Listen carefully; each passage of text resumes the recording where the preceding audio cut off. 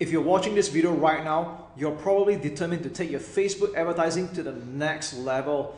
And watch this video only if you have already started running Facebook ads, you're spending some money, or at the very least, you're running your campaign for the last few days. Because what's going to happen next is that I'm going to share with you some of the things that you can do to take your Facebook ads and optimize it to what I just call it, the next level again. All right.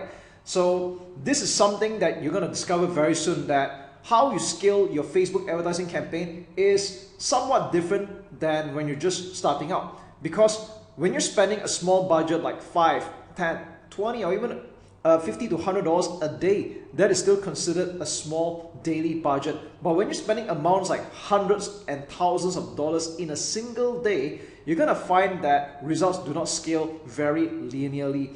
And the reason why that happens is because as you scale on Facebook advertising, you find that your profit margins tend to get thinner. You're trying to reach your advertisement to serve it to a lot more people. And with that said, of course, if you're getting like a 2 to 4 times return on ad spend, sometimes you might even get a 5 to 10 times return on ad spend, depending on how deep the funnel is. But as you start spending more money, you realize that it's just not going to scale in a very linear manner. So what's going to happen in this video training is that I want to prepare you mentally on how to troubleshoot, how to optimize your advertisements and your targeting as you run Facebook ads. Okay. Now, first and foremost, let's talk about scaling. All right. If your ad is converting, it is time to scale. But with that said, scale cautiously. And I'm probably not the first marketer to tell you this. Let's say, for example, you're spending about $100 a day as an example, okay?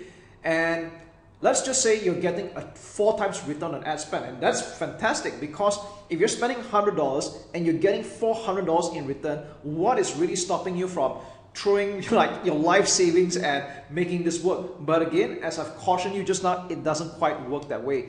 So when you're scaling your winning ad set, what you want to do is you want to do it gradually. So you want to increase your daily ad spend like by 20 to 30% of ad spend increase, and you don't do it any more than that. Okay, why is that the case? That's because if you're spending $100 a day, you probably want to just edit the budget and change it to like $120 or $130 a day. That's probably what you're going to do. Okay, and if you're thinking about, all right, but I'm actually ready to spend more money than that, I'm ready to spend, like a few $100s in a single day. So what you want to do is that you can make a duplicate of that winning ad set and duplicate it like 3 or 4 times. So for example, if you have a $100 per day ad set that's doing very well and you intend to spend $300 a day, so instead of just editing that campaign or that ad set and change it to $300 a day, what you want to do is you want to duplicate that ad set 3 times, or sorry, another 2 more times, and at $100 each. Because what's happening here is that you'll find that Facebook will optimize the ads a lot better than if you try to chuck everything into a single ad set. Now, don't ask me, I'm not the one who made Facebook, okay, but we just find that this seems to work. And just be ready that as you scale, profit margin gets thinner. So don't plunk your money in drastically, okay? So when you're spending like $300 to $400 a day as an example, you're not gonna get a 4 times return most of the time, all right? You might end up with like 2 times return or even like 1.5 times. And I'm just making this up, by the way. And you might do better than that possibly because of your funnel. I just wanna say that it's quite normal to get a high return on ad spend when you're spending very little. And as you scale, your advertisement gets served to more less targeted people. And of course, there's a human dynamics as well. Some people may not warm up to your advertisement initially. They might take some time to get used to it, or something may have changed, or they might make a buying decision afterwards, all right? So I just want to let you know that as you scale, it's not going to be linear. But what's more important is that as long as you are profitable, you're making more money than you spend, that's all that matters. Okay. Now, what happens if the advertisements that you're running is not performing, or your hunch is telling you that you could be doing better? Okay. So this is where I always say, always be testing. Always try different message angles, test different images, test different videos. Now, I know some people tend to get lazy when it comes to testing things out. They might get lucky on a beginner's luck. They put out 1 or 2 advertisements. It seems to hit a home run, and then they stop running or coming up with new advertisements after this. And to me, this is a really huge mistake and a wasted opportunity, because sometimes you might get lucky with a beginner's luck.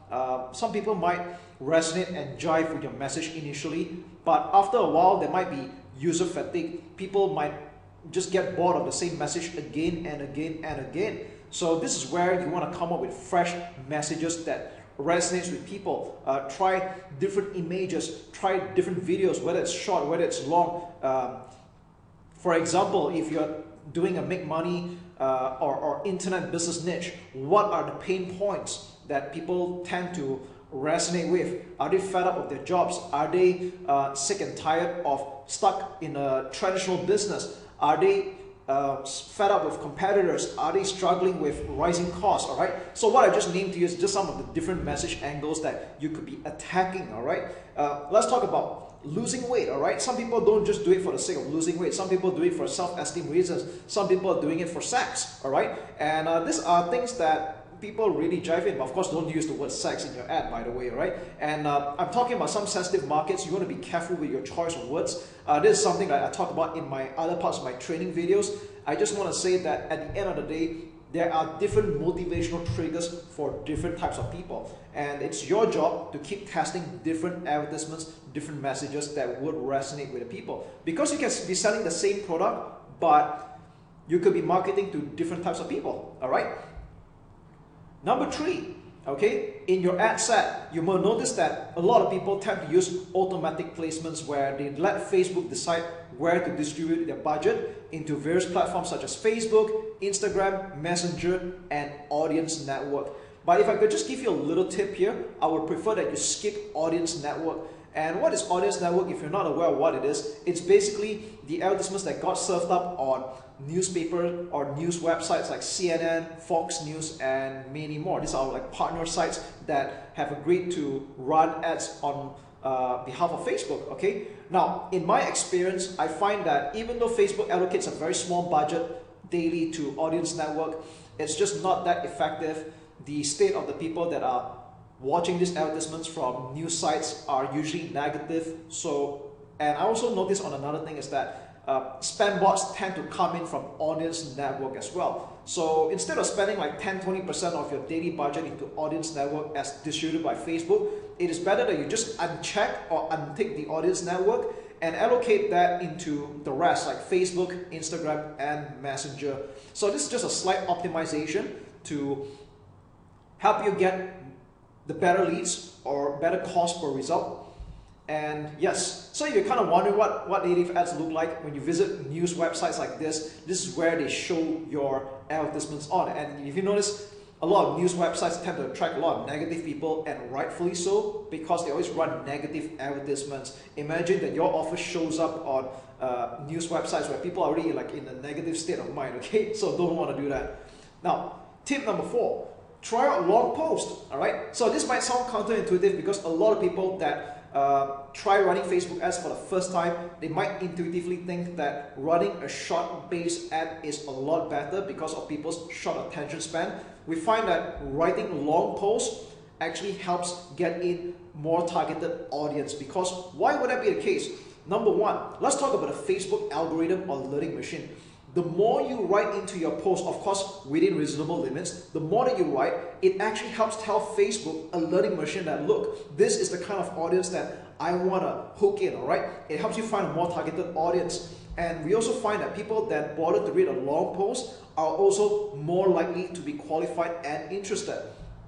Now, if you want to be a little bit more objective about it, I recommend that you put 2,200 characters or under so that it can appear on both Facebook platform and Instagram ads as well. But there's no true limit for Facebook ads, so even if you write longer than this, that's actually fine. But the only drawback is that this will not appear on Instagram, okay? And for any detractors that think that, oh, people will not want to read a long post, and you might have heard of the famous 9-second attention goldfish attention span here. Now, I just want to say that people are not goldfishes, okay? Now, the truth of the matter is, yes, it's true that we are fighting for the most precious commodity right now, and that is attention span. but I want you to know that people are not goldfishes, because you can write a short advertisement, but if they're just not interested in it, you can put 2-3 lines or a short paragraph and they will still not click on it and take action. Now, on the other hand, if your advertisement jives, okay, and it resonates with the people that it's intended for, you can be writing a short or a long essay, people will still click on it, okay? Tip number 5. So while we're on the topic of long posts, you can also try long videos. Now, most advertisers, for starters, will try doing videos that are below 2 minutes, and there's absolutely nothing wrong with that. But again, falling back on my point earlier that you want to split test as many creatives as possible, you want to have one short video below 2 minutes, and you want to have one long video that offers more education, more awareness building in your video, and this will help you reel in more qualified leads. And how long should a video be? To be very frank, there's no true length to a video. There's some that can run for like 3 to 5 minutes, and I think that's a good length to look at. You can even run for 5 to 10 minutes, and I've seen videos that run for 2 to 3 hours. There are actually people that upload their entire webinar replay onto a Facebook ad video, okay? And if you're wondering, do people actually watch all the way? That's not true as well. But here's the thing. I've gotten results, I've gotten purchases, I've gotten leads that sign up, and when I look at it, they didn't watch the video all the way, but they did get the idea, alright? It's just like people that read the entire newspaper, they didn't read word for word, but they just browse through the headline and the sub-headlines, they read some parts here and there, they get the idea, and they decided that they want in. And if you review all of your past buying purchases as well, I probably bet you don't actually read every single word that you did or watch the entire video that you've seen, okay? That hardly ever happens, and yet you make buying decisions, you make decisions to sign up for webinars, seminars, or opt-ins, free offers, and anything like that, okay? And number 6, avoid using you and your too often in your ad copy, because this is going to sound counterintuitive, especially to direct response marketers. They will struggle with this normally, okay? Old school direct response marketers normally struggle with this. But you have to understand that when it comes to social media, it's kind of like a networking, a social platform. That's exactly what it is, okay? So you don't want to be adopting a me-to-you communication. You have to treat it like you're in a party. So when you write, you want to be indirect or speak in a very third-party manner. So I'm going to give you some typical bad examples that people write very directly, like, are you fat? Okay, so you don't want to be starting off like that. Or are you facing this problem? You don't want to start off like that. Do you want to find a girlfriend? Clearly not, okay? And even attention real estate agents, to an extent, I do not encourage this way of doing this, because what you're doing is that you're already excluding people and alienating cold audience right off the bat, and this actually indirectly contributes to a bad Facebook ad score overall, okay? Can you imagine that on a more sensitive level, you put something along the lines like, are you a Christian, or attention Muslim people? This is obviously going to be kind of like sensitive altogether, so you want to avoid that kind of language. So even if your ideal audience are Christians or people of a certain religious beliefs or a certain niche of people, so what you want to do is you want to word it in an indirect way. Like, we have helped hundreds of people lose weight, or we have helped hundreds of people transform their body and regain their health since the year 2006. Here's how to increase attractiveness without riches or good looks. Or in the last 5 years, I have successfully bought and sold dozens of properties in LA, and here's how I've done it. Okay? So I think you get the idea. You want to basically rephrase everything from a me-to-you communication, first person, to third party. Okay? Tip number 7, use original quality photos. We find that in our experiment, we find that original photos tend to convert better than stock photos, but this doesn't mean that you don't try stock photos at all. Again, you want to split test as many creatives as possible, but of course, stock photos might do well, but original photos, in our experience, tend to do better as well. And you don't really need to work that hard to get original photos, okay? You can even use a DSLR, or even nowadays, any dual camera, like iPhone 6 Plus and above, would pretty much make the cut, or even Huawei P20, P30, okay? Now, I'm not going to put a full list of phone cameras here, because phones are something that evolve very quickly. It can get obsolete in the next 6 or 12 months for that matter. But I just want to say that any dual camera phones is pretty much good enough. Or you have DSLR, then more power to you. Okay? Tip number 6, use eye-catching thumbnails. So even if you're running video ads, you want to mask it with a thumbnail like this that you're seeing here right now. This is one of a very high performing ad. And if you're not sure how to create thumbnails, you can pretty much just use Photoshop, or if you don't know how to use Photoshop, you can just go to canva.com. You can open an account for free, and it's very intuitive that I don't even need to show you how to use it here. All right, you can basically use it as an absolute beginner. Get on canva.com, it's free to open, and start creating images for your video thumbnail. All right, so if you look at all the high performing advertisements that are video based, they rarely ever use a default video picture or a screenshot from the video itself. They always mask it with a thumbnail that you can pretty much edit. But might I remind you, you don't want to put in too much text. You want to make it below 20% of the overall coverage, okay? And I find that a 1200 times 628 pixels dimension, or 16 by 9 wide, is the best dimension, all right? And last but not least, as you start building your leads, when you start getting more customers and you hit at least 100 email addresses or 100 phone numbers, what you can do is you can start creating a look-alike audience. So to put it in short, a look-alike audience is a powerful feature by Facebook where you're basically uploading a list of names and you're telling Facebook that you want to find more customers very similar to the list that you have given, all right? And for this to work better, you need to put in a list of a minimum of 100 email addresses and or phone numbers, but email addresses will be more preferred, okay? And of course, the more you have, the better. So if you have like a few hundred or thousands for the matter, that's going to be even better. And you can tell Facebook, I want to find more customers like this. So the way it works is that Facebook works on a percentage basis between 1% to 10%, 1% being the closest percentile towards your choice of audience, 10% being the furthest, okay? Now this is explained in another video training where I show how this is done step by step, but what I want you to know is that as you start getting more leads, more customers, and you hit a minimum of 100 names, email addresses, and or phone numbers, you can start leveraging on lookalike audience, and this is where the fun begins. Now, I know that for some types of businesses, hitting 100 email addresses might seem like a little bit of work at the moment, and that's okay. Until then, you can always use detailed interest and broad targeting, which is getting better and better nowadays as well. All right. So there you have it. These are just some of the 9 methods that you can use to optimize your Facebook advertising and your scaling for that matter. And here's to your marketing success. Last but not least, be patient. Okay, you've got this. What's up? And in this video, I'm going to show you how you can tidy up your account a little bit, because as time goes on, you would have added quite a number of page posts, created a lot of ads, you would have uploaded quite some media like images and videos which you wind up not really using, and as time goes on, you would have cluttered your ad account for sure. So I want to show you 2 places where you can do a little bit of spring cleaning if you would like to. And let's start off with the media library. So how do we access the media library? Is by going to your business.facebook.com or logging into your business account and hit to the top left menu and scroll down to media library, and we'll end up on a page like this. So by default, you will be able to click on your ad account, which is where we're at right now. This is just an example. And as you can see in this particular account, we have uploaded quite some images and videos, and we're not going to use all of them. So if you want to delete any of this by any chance, we'll click on one of them, for example, and you can see at the bottom right there is an option to delete image, and that's exactly what we're going to do.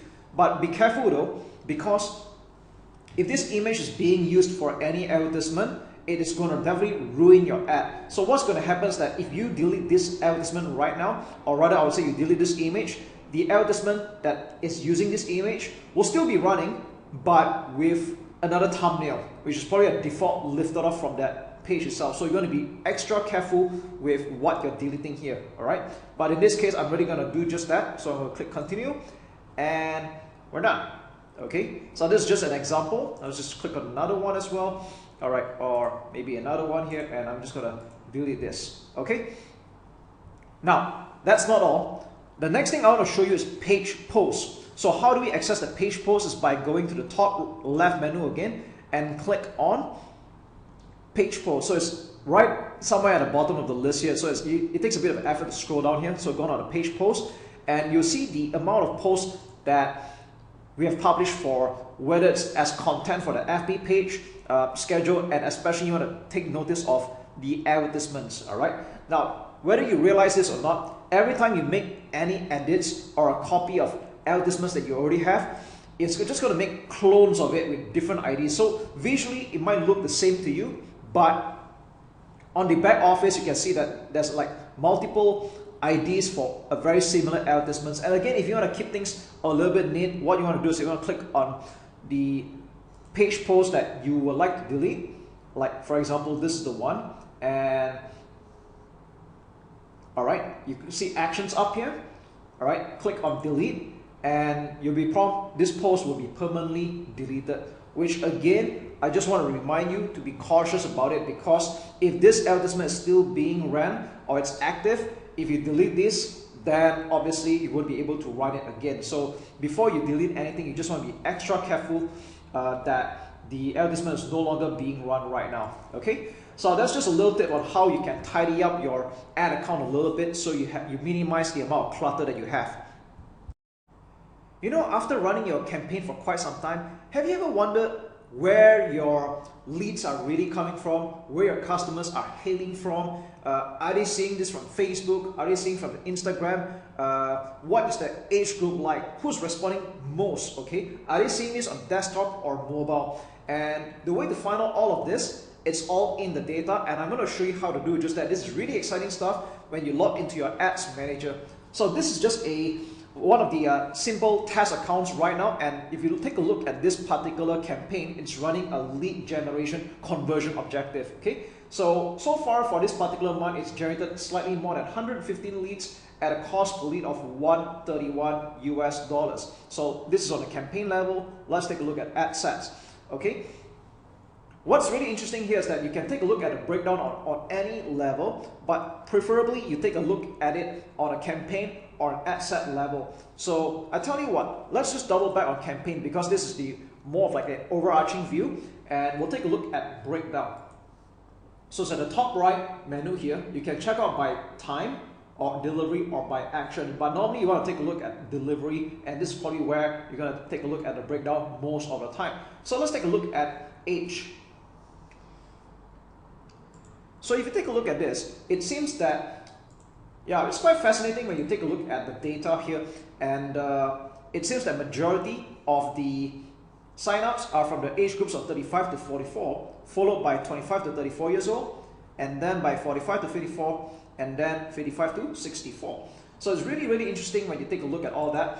And if you want to take a look by gender as well, so we see that male has like 94, followed by female, and uncategorized for some reason there's just like 1 over here. So you might get that kind of thing occasionally. All right. You can also take a look by country. If you are targeting multiple countries, in this case, this particular campaign was running to only 3 simple countries: Singapore, Malaysia, and Canada. So it's quite straightforward. But if you're kind of curious to know about the region, so region could mean state or county, depending on the country that you're in right now. Like Japan, they go by prefecture. So if you take a look at Singapore, Singapore is just a single island, so there's only so much you can break down, okay? But when you take a look at Malaysia, it's got, of course, multiple states, and you can see that the breakdown here, Selangor has the most signups, followed by Kuala Lumpur, which shouldn't be a surprise because these are the 2 most populated states in the country, all right? And this would also be the same for other countries like, you know, Canada. This particular campaign ran only for a short while.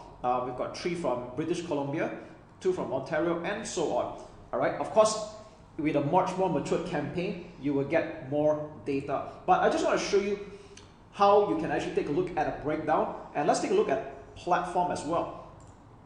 Okay. So if you don't know whether your leads are coming from Facebook or Instagram, this is the place to look at. So if you want to have a look at the overarching view for this particular campaign, it seems that we have 105 leads that came from Facebook and 10 from Instagram, which is quite cool. Now, this really depends on the nature of your niche. In some markets or some products, do not be surprised if you get more actions from Instagram than you do from Facebook. Ultimately, they're all owned by the same company anyway. And if you want to take a look at breakdown, delivery, and also have a look at the device, all right? So let's take a look at impression device. You can see that a lot of the leads are coming from Android smartphone, all right, Android smartphone, and we have a distant second, which is like half of the results like iPhone. And if you take a look at desktop, this is really interesting. Like desktop has only like 6 leads, and I think this goes to show that this is the rise of mobile marketing. Most people are viewing and surfing websites from their phone nowadays, and they take action from their phone. So it does make sense that you want to make your landing page or sales page as mobile optimized as possible. So that means you want to reduce loading time, image file sizes, your hosting speed, and things like that. Okay, and I think another thing we can take a look at is time of the day. Now this is really up to you whether it's ad account time zone or viewers time zone. Normally, if you're viewing for the same time zone, that's okay, but maybe we take a look at time of the day according to the viewers time zone, assuming you are targeting multiple countries. And this is kind of good indicator of like when are your target market usually active in the day. So you can see here that the numbers are quite spread out a little bit, but you can see that this is rather consistent throughout the 24 hours, except for like 4 to 6 a.m. you don't really have like any signups at all. But it goes to show when are people usually actively taking action on your offer in the 24 hours. So you can see that this is all like eye-opening views. It can help you strategize when you want to put in more budget as well. And if you think this only goes by the day, you can also take a look at the I would say the day as well, all right, on which particular day that they are taking more actions. Okay, so maybe just go for by the day here and see what happens. Okay, there we go. So I'd rather to be exact, this is by the date. All right. So anyways, if you want to clear all this breakdown, it might look a bit confusing initially. So you can go back to breakdown, select none, and we'll select none for this one as well. And we're back to this. Okay, this is going to be a very short video and very straight to the point. But at the same time, I know that some people that run Facebook ads might struggle with this on an emotional and psychological level as well. So when you run advertisements, you can almost always expect that you're gonna get spam comments and some really rude comments that's totally unfounded, like this one over here. Now I just want you to know that this is part and parcel of running Facebook ads, because when you run ads, it's always going to a cold audience, and some of them might just project their insecurities or their negative thoughts onto your post, no matter how well intentioned you are. So the short and very straightforward answer is to just hide, delete, and ban, really. So I don't personally think it's a good idea for you to engage with this kind of comments unless you are considered a witty person or you're going to build quite some goodwill, that I do not know, okay? But the short answer is don't waste your energy on that. I want you to focus on conversions and the end results. So how do we remove comments like this and ban them? It's quite simply by clicking on the command here. We click on hide command, and then we'll click on ban the person, and then finally we just click on delete, and we're done. Simple. What should you do if or when your ad account gets disabled? So if you're watching this video right now, either A, you had this happen to you, or B, you're just curious to know what will happen to you as you run Facebook ads more and more, and maybe you should be mentally prepared as well. Now, I want you to know that having an ad account that gets shut down, that gets disabled or restricted is part and parcel of running Facebook ads, and no one is exempted from this. You have people that spend a few $100s a month to people that spend hundreds of thousands to even millions of dollars a month, and this kind of things still does happen, okay? So should it happen to you, and there's a high likelihood that will as you run Facebook ads more and more, I just want you to be mentally prepared and know that this is just part and parcel of running on one of the most advertised social media platforms in the planet, okay? And when you do, don't freak out, okay? You might get an email like this: ad account disabled for policy violation. Now I'm showing this to you in a form of a screenshot because I don't have an actual account that I can show this to you right now, because either they've already been appealed successfully or they're already in the graveyard somewhere, okay? So anyways, I want to prepare you on how to get your account back should this happen to you. Now sometimes you might find that when you're editing your advertisements or randomly a glitch happens and your ad account gets disabled, even though you didn't do anything wrong and you have followed the policy to the letter. all right? Or maybe you could be operating in a niche that is non-controversial at all, all right? So don't freak out. What you want to do is that you want to appeal, all right? So you want to appeal, and they'll probably give you a link right off the bat. If you find this to be a mistake, give us more information and you'll be able to click on the link and arrive at a simple form like this, all right? Is this an account? You're going to put yes and provide information. Now, you don't really have a lot to write here, to be very frank. The word count or the character count is quite limited, but here's the thing. You never want to admit your mistake or be apologetic. Now, I know this might sound strange, it might sound counterintuitive and even douchey for that matter, but I find that a lot of people tend to just say sorry even when they really didn't make a mistake. But what's happening here is that you're putting into writing for the internal team to use it as a reason against you, all right? You've admitted your guilt in writing, and we're going to stand by our final decision to keep your account restricted or disabled, all right?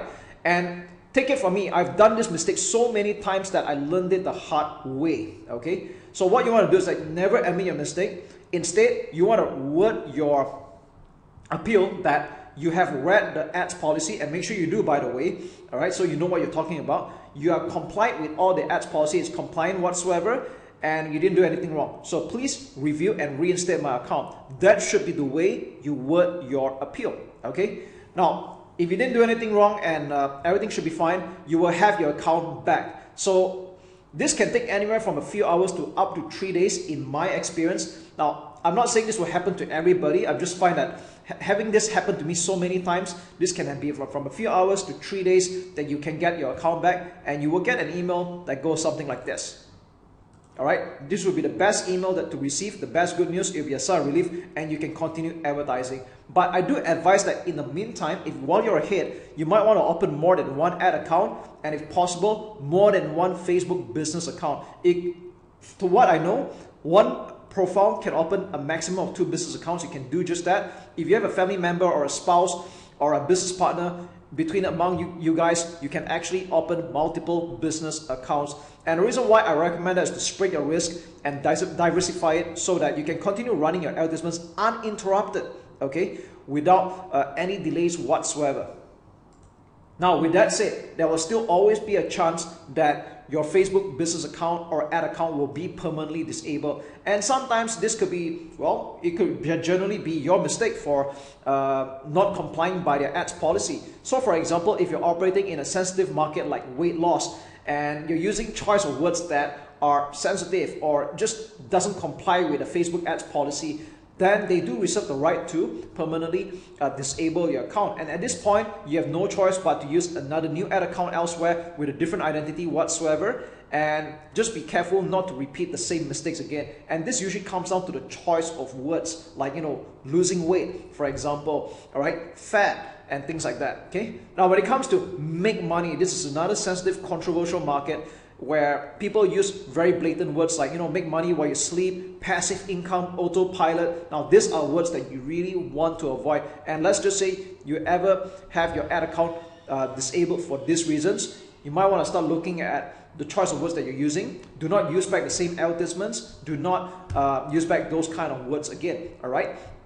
So you just live and let learn. Now, I think the reason why I'm going at lengths about this whole matter is because there's been a lot of people that give up on Facebook advertising after seeing some results, and then when this happened to them, they give up or they take too long to recover.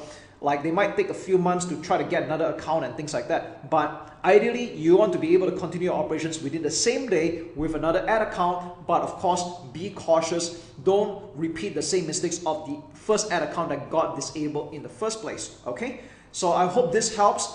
And have fun marketing on Facebook. It's still very profitable, and it's still the best social media platform for advertising on this planet. Alright, in this video, I'm going to show you how to maximize your campaigns with a campaign budget optimization, or CBO in short. So this is probably something that you might have heard from other internet marketers, or when you're creating your Facebook advertisements for the first time, you would have definitely come across this campaign budget optimization. Now, the rule of thumb is that when you're just starting out, especially on a low budget like $5 to $10 a day, you probably don't even need to use this at all. So most of the time you would have turned this off. But with that said, when do you start using campaign budget optimization, or CBO in short? When do we start actually doing that? Okay. Now, first of all, you need to understand what CBO actually does. So to put it very simply, campaign budget optimization distributes your budget across all your ad sets, and it's going to funnel to where it gets the most promising results. So for example, if you're running about 5 to 10 different ad sets right now, and what it's going to do is that you're basically trusting Facebook to distribute the daily budget across all the ad sets. All right, so let me just show you a quick example over here. All right, now this is a campaign, a conversions campaign, which is currently turned off. I'm going to turn it on afterwards so we can have a look at it. And as you can see here, that this had spent about $2,100, okay? And historically, there had been quite a number of ad sets that were run, a total of 19 of them.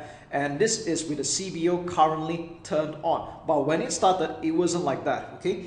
Normally, when you start running a campaign for the very first time, you will want to put an allocated budget to each ad set. So for example, if I were to test all these 19 ad sets, I'd probably put $5 to $10 a day. All right. So let's just say for math simplicity, we're going to put $10 a day. That means 19 ad sets times 10 would have been $190 a day. All right. And we're going to run this for like a few days. And what's going to happen in a few days is that we're going to see that some ad sets will perform and the rest will not. Okay. And after running this for quite some time, I've decided that what constitutes as a good cost per lead will be anything $3 and below. All right, anything that with a $3 per lead and below for this webinar campaign, I would consider it as good. So at this point, if I were to reactivate this campaign, I'm only going to run ad sets that have a very good cost per lead. So let's just take a look at each of them in particular. Like this one over here, it's been running for quite a while, 3 leads at $6. I'm going to probably turn this off. Okay, I'm going to turn this off. And if you want to select multiple ad sets that you want to edit, what you can do is you can make use of the checkbox here. I'm going to select anything that is above $3, okay? Anything above $3, which is, yeah, about this one. And I'm going to click on edit and turn off. There we go. Bear in mind that what you're seeing here right now is a campaign that has ran for quite some time. We spent about $2,000 over here.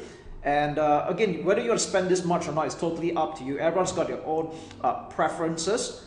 But what I want to do right now, I'm using this as an example where I'm going to start running ad sets that has been proven to have a $3 per lead and below. So I'm going to select everything that's $3 and below, okay, which is about this. Okay, all right. Okay, I'll still consider this. Okay, this is like $3.07. Okay, you know what? I might still consider this. It's only like overshot a little. That's okay. All right. And there we go. So we've got quite some ad sets that have performed $3 and below. Okay, and I'm going to put them to turn on. All right. Now, depending on how many ad sets that you're editing at a time, this might take several seconds. So we're just going to leave it at that. And there we go. All right. So what's going to happen now is that I'm taking all the winning ad sets right now, and I'm going to restart this campaign again. So we have a total of, how many ads do we have here? Okay. We have about 12 selected. So you're going to see how many we have selected. You can just take a look at the top here. We have 12 ad sets that are selected. And the next question that you might ask is, how much budget should I set aside for this CBO campaign? So typically, for every one ad set, I put at least $5 or $10 for that matter. It's totally up to you. But I wouldn't recommend anything below $5 US. So let's just say I'm playing on a bare minimum right now. 12 times 5 would be about, I'd say, that would be $60 if I'm not mistaken. All right, let me just do a quick math here. So I'm going to make sure that my math is not bad. Okay, $60, okay. I'll probably put anywhere from $60 to $120. So let's just say I want to run this at $60. And what I'm going to do is I'm going to restart this campaign by turning this on. And I'm going to click on edit this campaign. And I'm going to change this to $60. All right, $60. Because if you put anything really like a small number, like anything below $5 per ad set, what's going to happen is that Facebook is going to struggle to distribute the budget to even the winning ad sets. All right, so this is why you don't want to put anything too low, and if you're not keen on spending even this amount as well, what you want to do is that you want to reduce the number of ad sets. Okay, so with that said, I just want to say that for as many ad sets that you're running in a single campaign, I'll allocate $5 to $10 to that. So we have got 12 campaigns, 12 ad sets running right now, so I'll put at least the bare minimum $60. And if I want to run just 10 ad sets, I'll put this at $50 for that matter. Okay, so I hope this part makes sense. And as a closing note, should any beginners ever run CBO for a start, I do not recommend that, because when you're starting out, it is better to test various ad sets, that means various targeting, to see which one performs better. And after quite a while, you will probably have a few winning ad sets like what you're seeing here right now, and we'll start running CBO campaigns only at a second stage. So I hope this helps. Spy tools are now a thing of the past, because even within Facebook itself, you can already start spying on any active advertisements that pages are running. And this has been the case since 2018, where Facebook, in an act of trying to be more transparent and of course to adjust with their Privacy Act, they start to allow anyone with a curious mind, and provided you know where to look at, to start viewing active advertisements that are being run by that page. So at this point, I've just opened up two particular examples, and I want to show you how you can spy on any Facebook pages that might or might not be running any advertisements. So for the purpose of this particular example, I'm going to show you Gary Vaynerchuk's FB page. And yes, he's the one of the top social media advocates and moguls. And in every Facebook page that you check out, right, you can always go to this part called the page transparency. And by the way, you can also view this in mobile. All right, you want to check out the page transparency, click on see more. And again, I'm not saying that what I'm teaching you is a very rocket science kind of thing. If you know where to look for this kind of information, it's pretty much right there, okay? And what we're seeing here right now is that you want to pay attention to this at the bottom, ads from this page. And ironically, this page is not currently running any advertisements. So with that said, when you see Facebook pages that are not running any active advertisements at all, this is what's going to show. It's not running any active ads, okay? So let's go check out another example. This is by renowned internet entrepreneur Frank Kern, and let's take a look at page transparency again. And you can see that this page is currently running ads. So if you want to take a look at what kind of advertisements that this page is running at the present time, we'll click on Go to Ad Library, and we'll take a look at the advertisements that are being run by the page, but normally the filter would be by your country. So here's the thing, like for example, I'm viewing this from Malaysia right now, and he's not running any active advertisements here. So what you want to do is you want to click on perhaps filter by all countries, so we can take a look at the advertisements that he is running or this page is running, okay? Or you can even filter by specific countries like United States, and let's have a look. So we know that these are the advertisements that are running to the United States in particular, okay? And again, if you want to go filter, you can check out all. So once again, what I'm sharing with you here, to be very frank, it's not rocket science. Again, if you know where to look at, this is pretty much the place where you can see the advertisements that are being run by a page. And this is useful in a sense that if you are going to be an agency and you're planning to run advertisements for your clients, you can spy on their competitors to see whether they are running any advertisements, or if they are running any, at least get to sort of measure up what kind of competition you're up against. Now, this does not mean that it's a license for you to copy what other people are doing, and at the same time, just know that your competitors or any other Facebook marketer that know what they're doing, they can pretty much spy on your advertisements just as well. But again, this should not concern you or worry you, because in the grand scheme of things, who you really want to impress or who you really want to get are your target customers or your target clients. And most of the time, given the niche, they're not going to be aware of what I'm sharing you, despite the obvious, unless you're obviously marketing to an internet marketing savvy crowd. Then that would be a different story altogether. However, that shouldn't be of concern. Now, what's the use of spying on Facebook ads that are being run by pages like this, I just want to say that it's a good fact finding. It's good for you to model after what is working or what is not working and avoid them. And at least you get to have a good idea what kind of competition you are up against. All right. So as you can see, it's a very simple tool, and you don't have to buy any third-party tools like the old days anymore. It's pretty much right here. In fact, you can just go to facebook.com/ads/library, and you can pretty much check out any other Facebook page. Let's just say, for the fun of it, let's go to Star Wars. Okay, yeah, this is the official Star Wars, and let's see if they're running any advertisements, and yes, they do. Okay, so you can see what kind of advertisements they're running, and if you take a look, you can see what platforms they're running on as well. Like this is on Instagram exclusively, this is on Facebook exclusively, and there we go. In this video, I'm going to show you how you can set up a safety net for your ad spend with Facebook. Because sometimes as you manage multiple campaigns and possibly multiple ad accounts, it's easy to lose track on what you're spending on, and this has led to quite some cases where people spend more than they intended, or with an unchecked spending, they max out their credit cards. So this would be fantastic for you to set some kind of security in place. And the other reason would be just in case of a minuscule chance that your ad account had got hacked, this would be the maximum that you would so-called lose. Okay, so what you're looking at right now is the payment settings, and as you can see that this account, we have set up the account spending limit. But let's just rewind back a little bit on how we arrive at a page like this. So what you want to do is that when you log into your business account for Facebook, you want to go to the top left menu and head down to billing.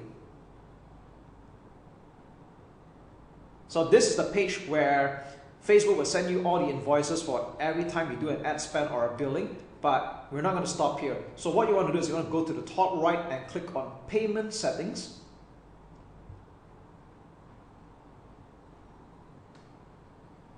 And we'll arrive at this familiar page. Now, by default, if your account is brand new, you're going to see that there's no account spending limit, and that's exactly what we're going to do. Okay, so what you want to do is you're going to click on change, and we can put in any amount that you want. So this account's currency is in US dollars, and currently this is set to 300 USD, and I'll click on update limit.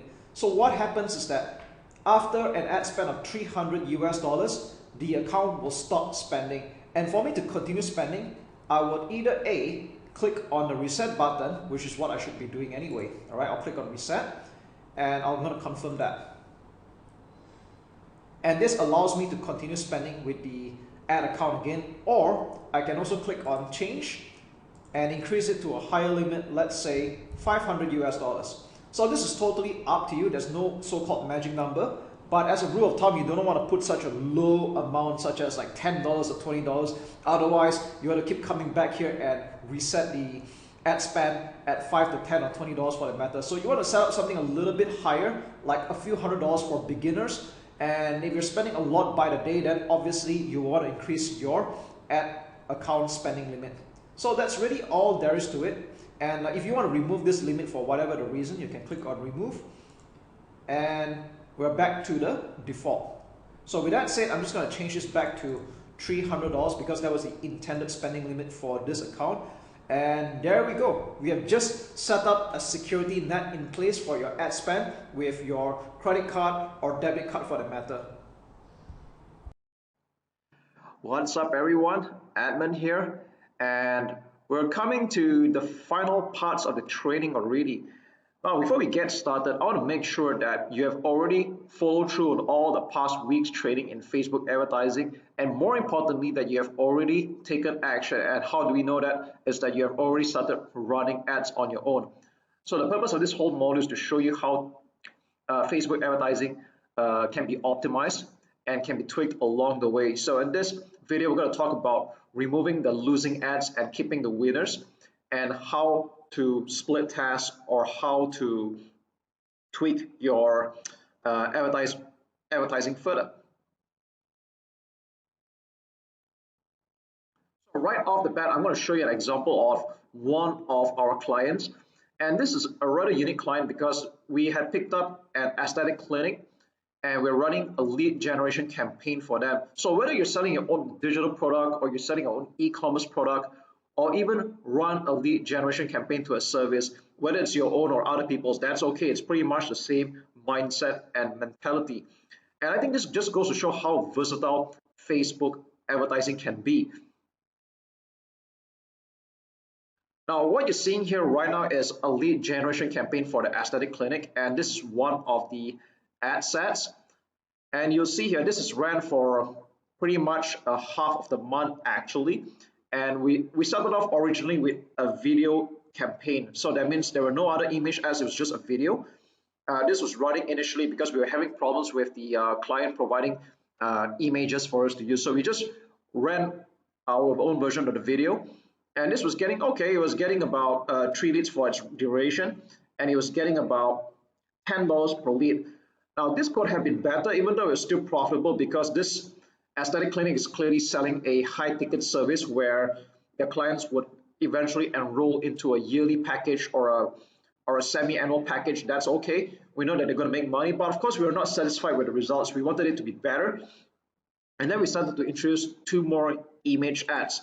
Now take note that this was going to a Chinese speaking market, but the mindset remains the same. The way you write the ads, whether it's in English or another language, is still pretty much the same. So we added 2 more image ads in a while, probably a couple of days later, and then we have all 3 ads running. So there's 2 image ad and 1 video ad. And we notice that we can see the stats here that this Chinese image ad number 1 was generating 6 leads, and the cost for acquiring the lead was a lot cheaper. It's like 1/3 the cost, $3.41. Wow. Okay, and then if you notice this other Chinese ad in image form here, now this didn't generate any lead at all. All right. Now you might notice that even if you run it for a good 4 to 7 days, normally that's what I like to do. You want to run it for 4 to 7 days. Some people have this habit of quickly making a decision after 24 hours or 48 hours. Now that's just rubbish. All right. When you do Facebook advertising, it should be a long-term game. And if you want to clearly see the winning ads and the losing ads, you should give it at least 4 to 7 days. Now 4 being the fastest, 7 being the most ideal. You don't want to be changing up ads or making a decision so quick in the next 24 or 48 hours, because you need Facebook to give it some time to rotate the ads and test out which one works. So how do you know which one's the winning ad and losing ad? Now there's no clear-cut way, but there's a few indications I look at strongly. Number 1, when this was running for almost a week, we noticed that even though there were only 3 ads to rotate, the most of the spending went into the first image and still in the Chinese video, but by virtue of the fact that this has been running much earlier, so that's why the ad spend was higher. All right, but you notice Chinese image 2 was spending only $2.96. All right, now this is Facebook's way of telling you that it has a preference of running the other 2 ads. So when you see that the ad spend is a lot less for a couple of ads and it seems to heavily prioritize the other, it's kind of Facebook's way of telling you that these ads are more preferred than the other one. So that's one very strong indication already. So actually based on this alone, I would have turned this off already. All right, so that's one really good indication. Another one, if you want to take a look at, I like to look at cost per 1,000 impressions. Now ideally I like to keep it $10 or below. Sometimes in some market it can get a little bit higher than that, but that's okay. I try to keep this below $10 per CPM, or cost per 1,000 impressions. So you can see here, all of this are doing pretty good. They're all below $10. All right. Click-through rate, I try to keep it 1% and above, ideally. But so I think this is slightly okay. I'll still keep it that way. And if you notice, image ad 1 and video ad 1, they were getting more clicks. Now, if you see why the video has more clicks, because like I said, this ran earlier. But if they ran about the same time, then I think it would be pretty much a draw. Okay. Now, if you notice that there are less clicks for image 2, so again, another reason why I turned this off. And you can see that most importantly, these 2 ads were generating leads. Now, the video one was costing more than usual, and this was wanted, but I still kept both running, because sometimes it's more like a reminder behavior that some people like to click on video ads and watch. Some people like to just see the image and just get straight to the point.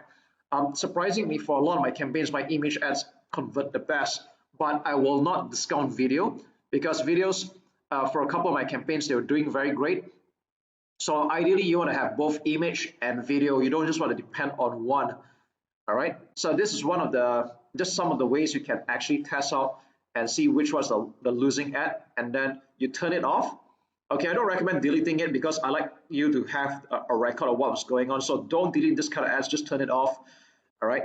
And then when you have these two ads left, if you want to continue split testing, which I recommend you to do until you're happy with the results, then you can start adding in more images or more ads for you to test out. However, I will not recommend that you test more than 5 in a row, because even if you have a large ad spend, Facebook is going to struggle to rotate the ads because there's just too many ads to choose from. And if you're playing on a small budget, then the problem will be even more apparent. So normally I would keep it about 3 to 5 ads to split test at any given time. Just like this one, it was 3 ads. Okay, so maybe I'll just show you another example. Let's take a look at the English ad, which is pretty much the same thing. This is targeting the English speaking market. So you can pretty much see that they are the same ads, just that it's written in English this time. Okay, and again, if you notice, now although this campaign had ended, because this was running for only 2 weeks for the client, if you notice that this was running at pretty much about the same time, and a lot of the ad spend was going towards the video version. All right. And if you look at the leads form here, if I were going to turn off any of this, I'd probably turn off this particular one here, image one, because this get only 2 leads, and the others get a little bit more as well. But I like this image 2 over here in this case, because this is generating 4 leads and at a cost of only what, $2.24. This is pretty good. All right. But of course, like I said, you want to look at a few factors before you decide which one you want to turn off. There's no hard and fast rule. Ultimately, you should keep the profitable ad and the one that's getting you results. Sometimes the cost per lead can be slightly higher than usual, but if it's getting you results and you have a way of covering and profiting that through your funnels, then more power to you. All right. But between these 3 ads here, I'd say the image 2 is the winner. If I were to turn off any of the ads here, probably the image 1, since very little ad spend is going here. Or rather, this is actually still okay. All right. Probably add in another video in this case. Okay, so that's really all there is to it. I'll be putting up a PDF version of this whole split testing and optimizing so that you have a clearer picture.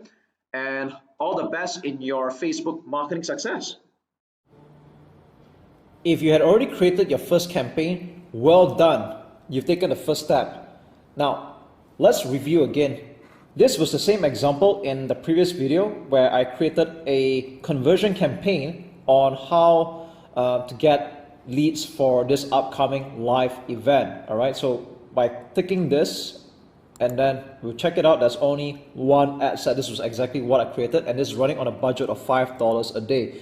Now the question is that you probably want to duplicate the ad set and target other types of interest, and that's okay. All right, a lot of people do that. It's quite normal to have multiple ad sets in one campaign. So in this campaign, we're targeting the real estate interest with mid-value goods, and let's just say you're gonna target another keyword or detailed interest. All right, so here's how to duplicate the ad set and still target the same ads. So what do I mean by saying that? I'll show you in a while. And like I said previously, a lot of people make this mistake, and I'll tell you what that mistake is. Okay, so right now, just follow me on this and listen carefully. All right, what I'm going to do right now is I'm going to click on duplicate. All right, original campaign, let's just leave it be. All right, so right now you see that there's a duplicate of this campaign here, and the name of the ad set is the same name except there's this word hyphen copy right in front. Now ad set name is something I'll change last. Let's just go down and see what we're going to change. All right, conversion, website lead, let's leave that alone. Dynamic creative, leave that alone. Offer, leave it alone. Budget and schedule, you may choose to leave it alone as well. So normally if I'm going to do $5 a day per ad set, I'll just have several of them that way. Next up, let's go to audience, custom audience, let's leave it alone. Location, in this case, because this is about a property and I want to get people around the vicinity to come to our free talk, I'm going to leave this alone as well. And age and gender and language, let's leave it alone. So the only thing that we're really going to change here is just the detailed targeting. and we're gonna find another detailed interest.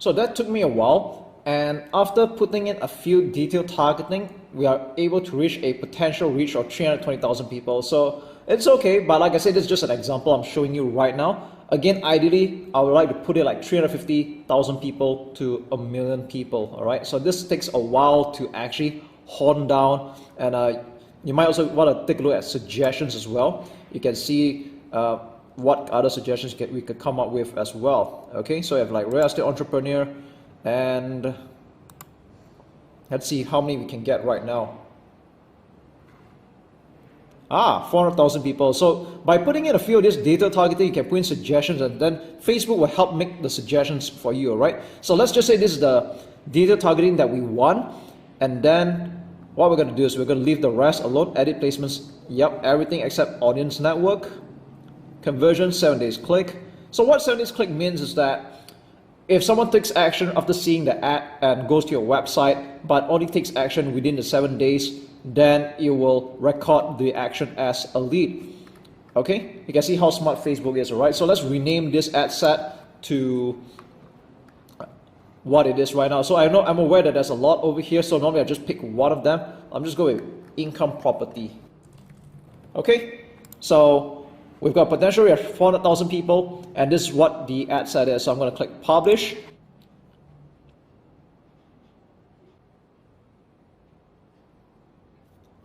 You can see that took quite a while, and it took me like, I think probably a minute for the whole thing to get approved. So if you see some slowdown, don't be alarmed. I think Facebook is just heavy on the engine in the back office, so don't worry about it, okay? So right now, as you can see here, we already have 2 ad sets spending $5 a day each, and that is a total of $10 a day, all right? You can create more ad sets if you want. That depends on your budget and your risk appetite, okay?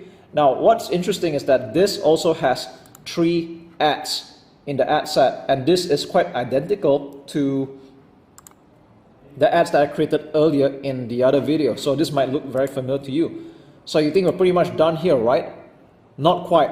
Now you see, even though the ads are the same, but in actuality they're just duplicates. And what happens that a lot of people, they don't know how the ad sets actually work, or rather the ads in this case. What happens is that when they have all these ads running, and when people start to like and comment, and then they will see another similar ad but without the history of it, because they are actually different ads altogether.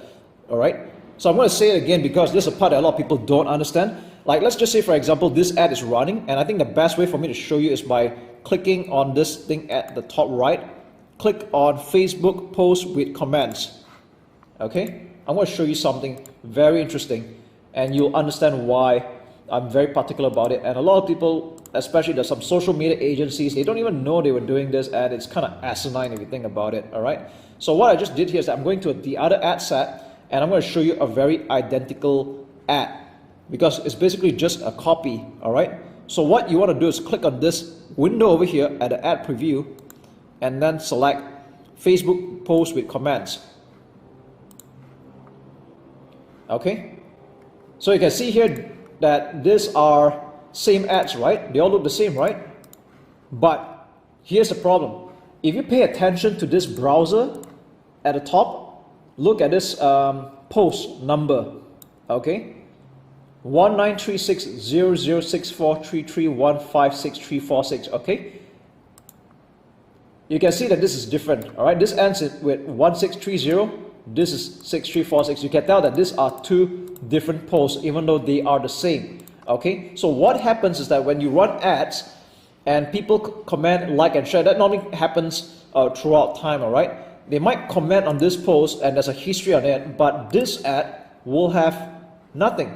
All right, it's a different ad altogether, even though it looks the same. All right, so you can run ads for a long time, but you don't build up that social proof, and it's going to be a waste. Again, I know I'm not really the kind of guy who believes in getting a lot of likes just to get a sale, but if you're going to be paying that kind of money to have the ad run for a considerable amount of time, I think you will definitely want to build your social proof. So here's what you can do right now. I'll show you what you can do. Okay, so from now on, what we're going to do is that we're going to go to the original ad set you have created, and it's this one, and go to ads. Let's start off chronologically from first image ad number 1, 2, and 3. So let's go to the first one, and we're going to click on this icon over here at the ad preview. Click Facebook post with comments. It'll open in a new tab. Let's do the same for the other one as well, and also the other one. All right, so there's a total of 3. Here's what's going to happen. Okay, we're going to go back to this ad set. We're going to go to the second ad set that we had just duplicated. All right, let's take this and go back to this one. Now we're going to go through this one by one. Let's go off with ad 1, image 1. All right, so what we're going to do here is we're going to click on use existing post, enter post ID. All right, there's no way you can select any of this past, what I call the post, by the way. It's not going to be accurate, so don't do that. Okay, now you're going to post the ID over here. So let's go back to the tab that we had just created. Select this post ID over here. All right, copy, and then we're going to paste it here. All right, click submit, and it's going to get updated. All right, so even though it looks the same, but right now this post is the same as the other one, so we don't have to worry about duplicated ads from now on. Okay, in fact, this is just a one-off for this ad set, and when you duplicate this ad set again, you don't have to do that again anymore. Okay, you can be very sure by clicking back on this icon here next to the ad preview and see whether the post number is correct. Is this identical with this one? Yes, it is. So I'm jumping 2 different tabs right now, and they are the same ad post. That's just wonderful. All right, saved you some trouble over there. Let's go to image number 2. Let's do the same thing. All right, click on use existing post, enter post ID, and then let's look for this post here. All right, that's the correct one. Let's copy this, paste it, copy this code over here after post, paste it here, submit, and we're done with this one. Okay, let's just click publish for this, and let's do the same thing for the third and the last one. You will do this the same for any number of ads you create, and like I say, after this ad set, if you duplicate it again, you won't have that problem anymore.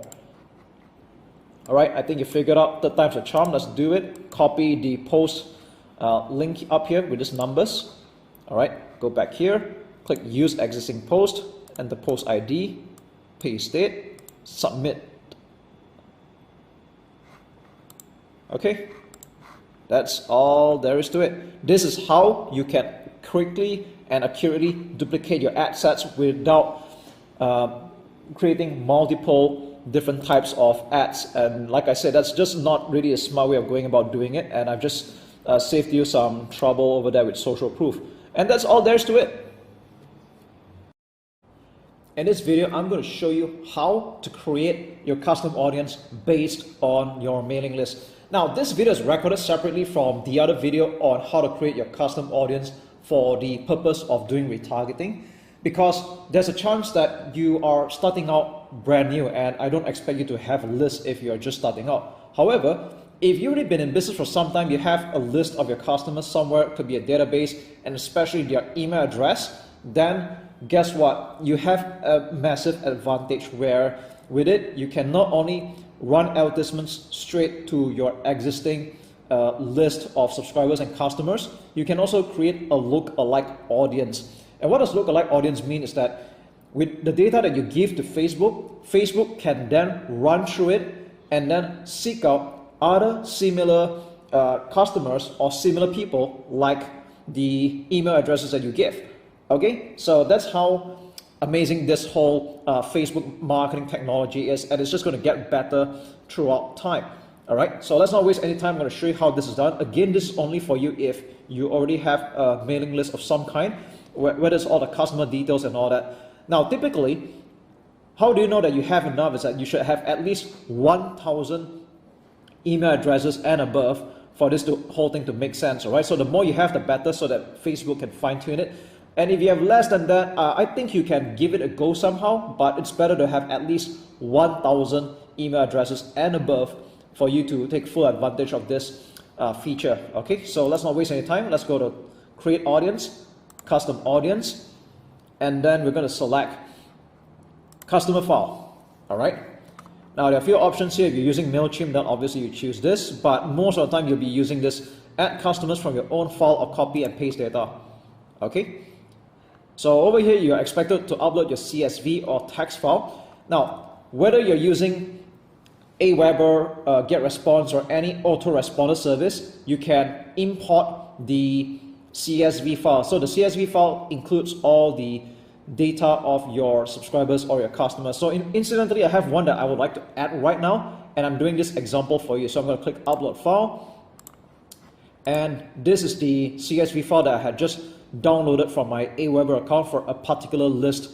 This is a local mailing list. I'm going to add it in, and then okay, you can give it a name. So right now it's in gibberish. It's better to give it a proper name, so I'm going to call it subscribers Appy Ads Local, and that's the source of this subscribers data, okay? People that subscribe to Appy Ads Local, bracket Malaysia, because this is a local business, okay? So, oh, I forgot. Original data source. Select the origin of this upload can be from customers and partners, direct from customers. So since mine is direct, I'm going to choose this one, okay? And that's true because Facebook does not like spam at all, and you don't want to ruin the, don't try to game the system. That's what I'm saying, okay? Direct from customers. Now this button is selectable. Let's click next. And then over here, now don't panic when you see this, okay? Basically what it's trying to do is it's trying to make sense of what the names are about. So the names, okay? You just want to match the data to all these things that the thing, Facebook has picked up. So this looks like names. I'm going to call it first name. Message number, this is not important. It's not correct. So do not upload anything that doesn't make sense. We just don't upload it, okay? So I'm just not going to upload this as well. I'm going to leave almost all this alone. This is IP address. Okay, there's no such thing as IP address here, okay? Web form, let's leave that alone. Country is correct. This is a city. Okay, I'm going to put city, that's correct. Postal code, let's choose zip postal code. Now, the more data you give to Facebook, the better it is, right? But if your autoresponder doesn't capture any of this, then that's okay. You just want to make sure that the details are matched up, all right? And for the record, I use Aweber. I think it's quite reasonably good enough for most beginners, and I've been using it for a long time. So what we have here is 5 columns are mapped and will be uploaded. Okay, let's click upload and create. It's going to take a while depending on how big the list is. And this is only half the list right now, like 489 entries. So again, like I said, it's better to have at least 1,000 and above. And I just add this throughout time. All right. So there you go. This is how you add your customers or your subscriber list to Facebook. And with this, you can start. You can see there's some suggestions here already. You can create an ad to target these people right away, or you can create a look-alike audience, which I'm going to share in a separate video. Let's click done, and we're done here. I'm going to continue from where I last left off on creating your custom audience. And now that we have already done that, I'm going to show you how to create the Facebook ad retargeting. So what you want to do right off the bat is that in campaigns, you're going to create a conversion campaign. Now I'm going to show you one of my immediate examples. Right now it's easier that way. But if you want to backtrack things, you want to start with campaigns, click create, and then we're going to go to conversions, and then you can call it retargeting name of the campaign. All right, now I'm not going to actually do this because I want to show you an existing one that I had already done, so it's easier for you to see. So right here, this is one of my retargeting campaigns, and this worked pretty good. All right, so this is for people who have joined my PLR Mastery and they got my free ebook, and I have a special subscriber deal where I sell my private label books for just $1 each, and that's like a no-brainer. All right. So what I do here is I created this retargeting campaign. I'm just check it out really quick. This is the ad set here. Okay. So here's how you create an ad set like this. Okay, you can create from scratch. You can give it a name right away, retargeting, and then the name of the offer. So conversions, you're gonna have to choose purchase. All right. There's nothing else. Just choose purchase for your conversion here. Dynamic creative, you can leave this out. Budget and schedule. Now, normally when it comes to retargeting, I always just put $5. Unless you're expecting a lot more traffic, then you can up the budget in some cases. But I would start for as low as $5. And don't worry, if you're not going to really use up $5 a day for the next 30 days. In fact, in 1 month, I only spend maybe $20 or so for retargeting, but I make back a lot more because retargeting is still dirt cheap. You're only targeting people who have been to your site but didn't take a specific action, and that's what it is. So you can just leave the daily budget at $5. Now here's an interesting thing. Audience. Custom audience, you're going to select the audience that we had created earlier. All right. So this is a working campaign. I created an audience like this already, and what you do is you select custom audience, and then you select the type of people that you want to target. So this is my custom audience. All right. If you remember the video views and the visitors that we have created just now, this is where it belongs. Okay. Locations, you can leave this blank or you can just put worldwide. You can actually just put worldwide if you want to. That means everyone in the world. Okay, this is totally up to you because this offer is universal. I sell to a mass market where anyone in the world can actually be buying the product, but this is just retargeting. Okay, you can either leave this blank or you can just leave it worldwide.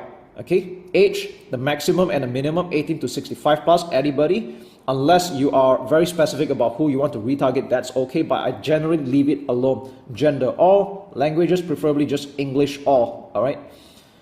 Because my whole thing is in English anyway. Okay, detailed targeting, this one you can afford to leave it up and leave it blank because all this ad does exclusively target is the custom audience. This is probably the most important part of this step-by-step tutorial right now. Okay, connections, let's leave this alone. Ad placement, I'm really particular about this, but in this case, I wanted to choose everything. But if you want to do like what I've been teaching you all this while, you can have everything except the audience network. Okay, you can have everything except the audience network, that's fine. And then bottom down here, conversion, 7 days click or 1 day view. This part has not changed at all. All right, so you can see that this is how you create the retargeting. Okay, now I'm not going to actually change this. Just want to show you how it works. All right, so once you create a retargeting, then just like creating a normal ad, you have to come up with the ad for this, and this is one of the ads that I'm running, or almost the only, I think it's just the only one. Okay, so I created an ad here where I put my Facebook page, Instagram, so that people who go to Instagram can also see the same ad. And if you watch my previous video, then you know that you will want to limit the number of characters in your ad to like 2,000 characters and no more than that. Okay, keep it less. So this is my ad. And this picture here is not my picture or anything like that. It's actually a stock photo, and I thought this is pretty good. So sometimes Facebook ads can come up with some really good stock photos. If it grabs attention, just do it, okay? So in this case, I run a no-brainer deal. 9 private label ads for $1 each, okay? I'm running a special subscriber deal only, okay? You can get it all at this link. So if you're wondering why I can write it like this and be very specific about who I'm targeting, is because that's exactly what I just said. People who have already joined my mailing list, they've already opted in, therefore they get to see this special offer running right now. You're not going to see this ad run to the public because people who have no idea who I am or no idea what this is about, obviously they're not going to respond to this offer. So I want to have you know that this is doing currently about, this whole funnel for this offer is doing about $3 to $4 earnings per click because of all the funnels that I put at the back. So that's how powerful a funnel can be. And this is currently doing a 5 times return on ad spend. Okay, so this is how you do a retargeting. I'm not going to run through the ad creatives again because I taught this in another video, but I just want to show you how a retargeting actually works. And once you save it, and voila, you will have this retargeting ad running only to people who have been to a certain web page or a website.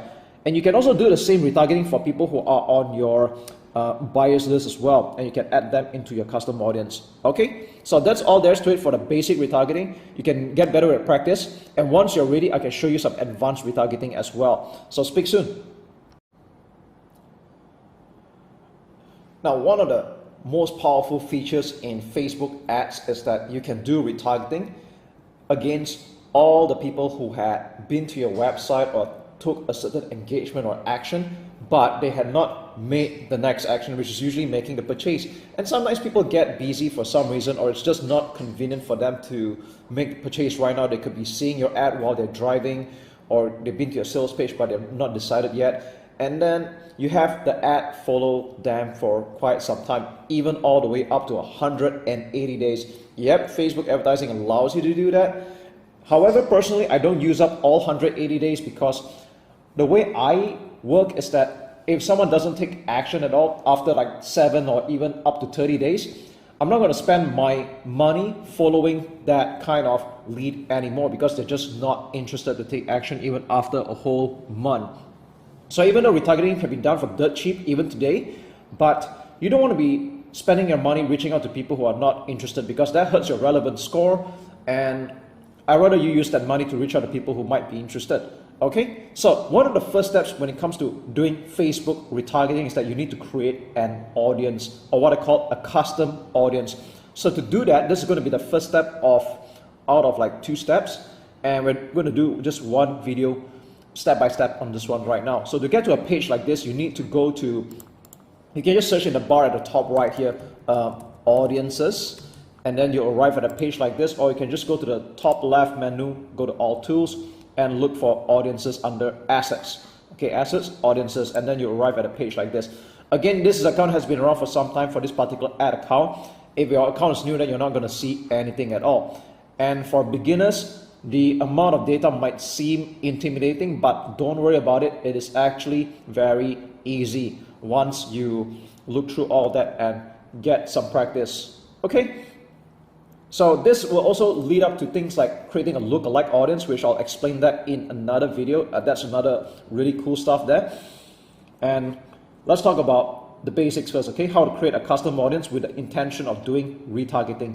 So the most basic retargeting you can do right now is to create a type of audience where people have been to a certain specific web page, but they didn't make a purchase or take the next action that you want them to do. It could be buying a product, or it could be booking a call with you. So at the top left, you see this thing called create audience, and then click on custom audience. All right, so you're prompted with a few questions here. Now, personally, I don't even use all of them. I'd probably just use like 3 out of 5 out of this. I use customer file, website traffic, and engagement, but I don't really use this two at all. Not related to me.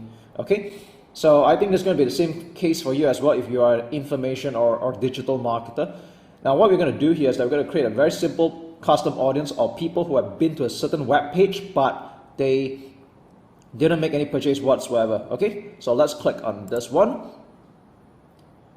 Now, at this point, you should have already created your pixel. This is already taught in one of the very early weeks modules, and you should be seeing a pixel for you to choose from. So I have like 3 here for this particular account.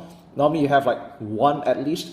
So include people who meet any of the following criteria. You select the pixel that you want. So I choose the one that I want, and it's better to have people who visit specific web pages. Now there are a few types over here, but I'm not going to talk about that right now. It might be a little bit too advanced for beginners. Let's talk about something simple for now. People who visit specific web pages in the past n number of days. It can be up to a maximum of 180 days. Okay, so let's just put 30 days for sake of example. If you want, you can put like 7 days, 14 days, totally up to you. So let's put 30 days right now. And you want them to have been to a certain website, but they didn't make any purchase. So this is going to be an example. All right, I'm just making this up right now.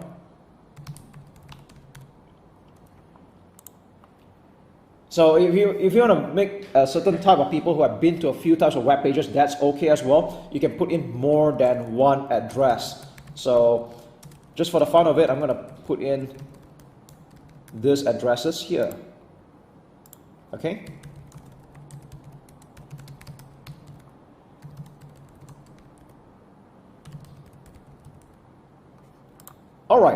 So let's just say people have been to any of these 3 web pages, but they didn't take a specific action. And let's just say this is going to be a purchase, all right? So they're supposed to get to a thank you page, but they have not been here. So I'm just making this up right now. All right, now this address doesn't exist obviously, but I'm just doing it for an example here. So what I just did here is that you have people who have been to this specific web pages, but when I click exclude, all right, excluding people who have been to this page, that means to say that people who have bought this product or been to this download page, that's how you know they bought a product or they made a sign up, they will stop seeing the ad that you're about to show them. So this is how you do very targeted retargeting. So you don't want to be showing ads to people who have already bought your product. You preferably want to show them something else, and this is what allows you to fine-tune and laser target your Facebook advertising. Okay, so this is very simple. I'm not going to do too much here. That's how easy it is. Okay, and once you get better, then you can start exploring the other features and options, which I'll talk more in the advanced retargeting method only when you're ready. So let's just give this audience a name. Now personally, I'm a neat freak, so I like to give it a proper name. So I call it visitors FB Ads local test.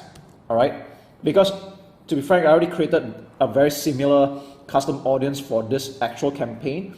Although some of these pages are fictional right now, that's okay. Just want to prove a point to you. Okay, you can give it a name, visitors at this project or the name of the website, and a description. Now the description is only for you to see, so don't worry about it, but as you start creating more custom audience, it might get a little bit more overwhelming. So it's better to just be organized right from the start. So I'm just going to put visitors that had been to Facebook Ads local but did not purchase. All right, so you can see how easy that is. Click create audience. And there you go, it's done.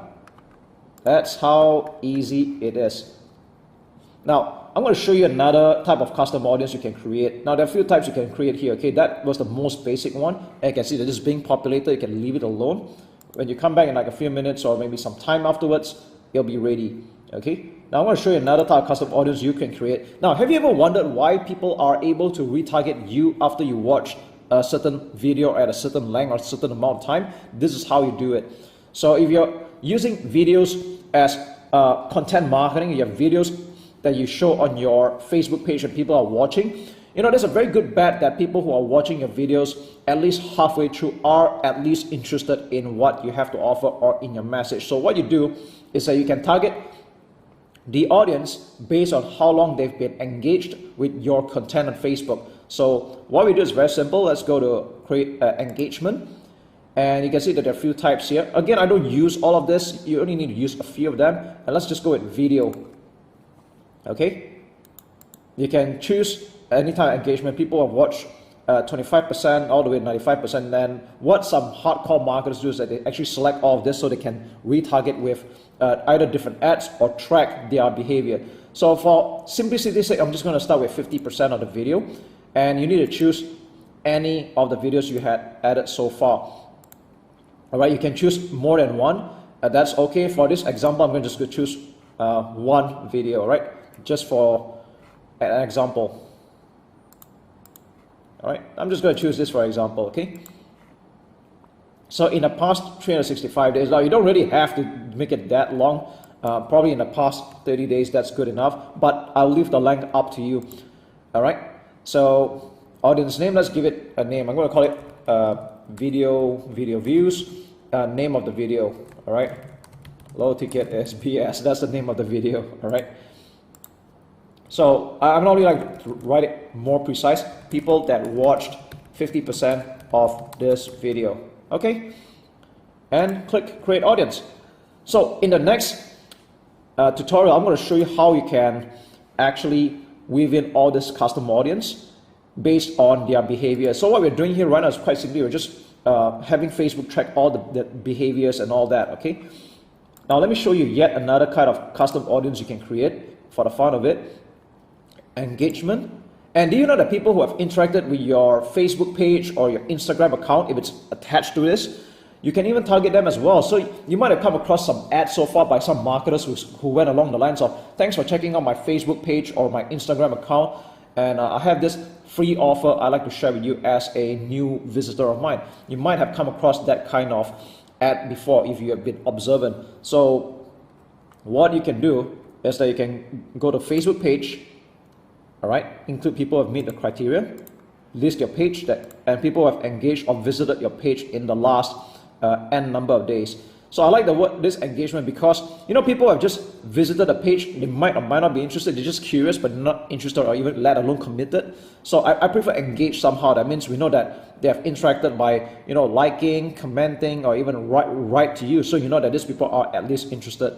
Okay, or people who are engaged with any post or ad. This is really cool as well. So you can see that people have make reactions, shares, comments on any of your posts. You know that these people are interested, and sometimes they don't even have to like your page somehow, but the fact that they're there, you can actually retarget those kind of people. Okay, so you can see that there are a few types here going on. I'm just going to put this as 30 days.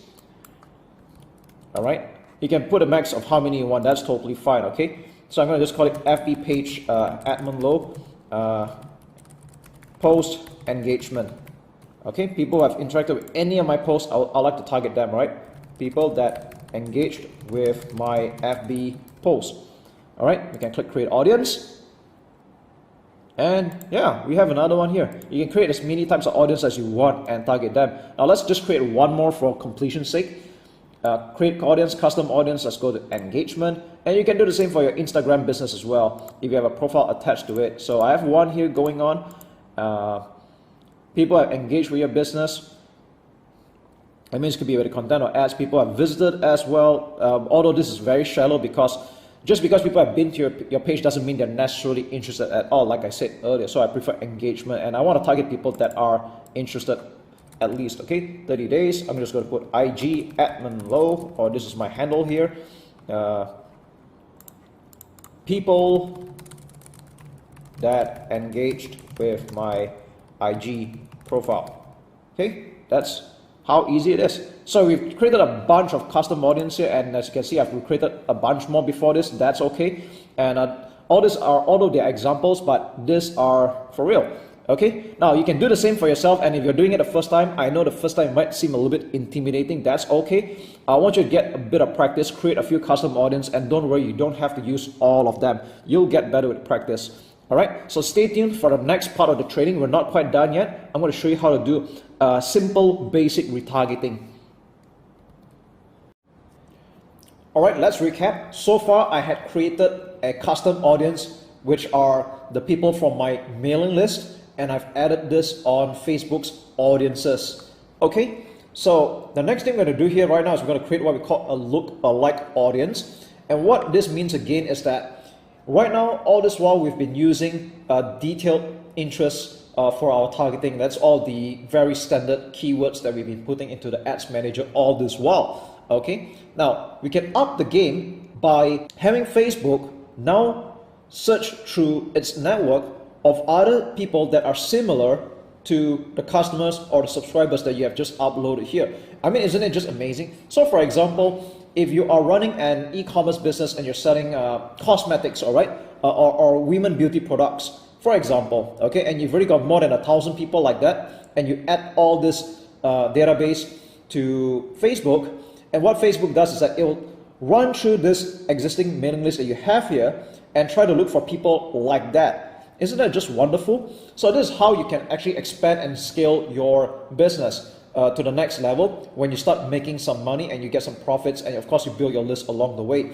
So again, remember that Facebook is just a third-party platform. It's amazing and all that, but in the end you want to have more control, and that's why I want you to build your own list and you have your own medium to control as well. Okay, so I talk a lot more about that in my email marketing training program, but that's going to be something else. Okay, so let's get going with this one. If you remember this, in fact, I had created some lookalike audience in the past. Let me just show you this one really quick. Here, I'm going to just go to edit. Okay, so on the left here, you see that the audience name is called lookalike NZ. NZ stands for New Zealand at 1% for a particular main list. All right, and the size is 32,000. So this is called a lookalike. Now, if you don't understand the terminology just yet, that's okay. I don't expect you to catch everything in one go. And like I said many a times throughout this whole training, practice makes perfect. So you know what? Let's go create a lookalike audience right now by going to the top left, select lookalike audience, and we're going to choose a source. All right. So what we do here is that there are many types of sources that we can go around here. We can go to other sources, and I'm going to type in the word subscribers FB Ads local. That was the one I had just created just now. Okay, so this will be the source. And location, now you can name any country that you want. So for example, mine, I'm going to have it here in Malaysia because this is a local mailing list and I'll find people similar to that. Although you can find people like that in other countries as well. But right now I'm just going to put Malaysia because for this particular list, I'm having only people within the country. All right. Next time, if you want to find similar people like that in other countries like United States and all that, you can go ahead, but I recommend you just put one country over here and no more than that. So if I do this, for example, all right, please don't do this, okay? This is not the way you should do it. Just keep it to one country. And next one, you see there's this thing called audience size, all right? And if you don't understand what this means, well, if you check this out, that there's like from 0 to 10%. So what this does is that basically the lower the number, like 1%, it shows like the closest proximity match to your source. So this being the closest, this being the furthest, all right? But I recommend you just start off with 1% right now. Very simple. And let's check out the advanced options. Okay, maybe just create one type of audience, okay? That is all we need right now. I'll show you how to do it, okay? Select advanced option, we're going to put 0 to 1%. Okay, let's leave it alone and click create audience. Okay, so we have just created a lookalike audience based on 1% close match to this mailing list. All right. Again, like I said many a times, the bigger the list you have, the better it is, so it's more targeted. But it seems like I'm able to make do with just below 500 email addresses. But the more you have, the better it is. Okay. So. But don't just stop here though, it's better to just have a few more. Some people even do it up to 10%, that's okay. I'll show you how to do it again. So let's click on create audience, lookalike audience, and let's choose the source again. Practice makes perfect, let's do it. Let's choose the same one again, subscribers at FB Ads local. Location will be Malaysia. All right, or the respective country that you want to target. Let's choose advanced options. Number of audience will be 1 and it's going to be between 1 to 2%. So what this means now compared to the other lookalike audience we just created, we're going to look at this particular affinity where you're now looking at the 2%. So we're just going to create audience and we're done here. Okay, so we've got 2% going on. All right, so you know what, let's just do one more for practice. Let's just do one more and let's be sure about it. Okay, I'm going to repeat the process. So I'm going to put number one audience here and let's put this to between 2 to 3%. Okay, so let's just get going. And there we go. So we have a total of 3 different lookalike audiences. And with this, you can actually run a different ad set to different groups of people here. And this way, you can find out which group might be more responsive to your ads or who's buying or who's opting into your list, all right? So the way you start running the ads is actually very, very similar. That's how you do it, okay? So I'm not gonna keep this long, that's how easy it is. And just keep practicing, you'll get better with it and you'll understand better as well.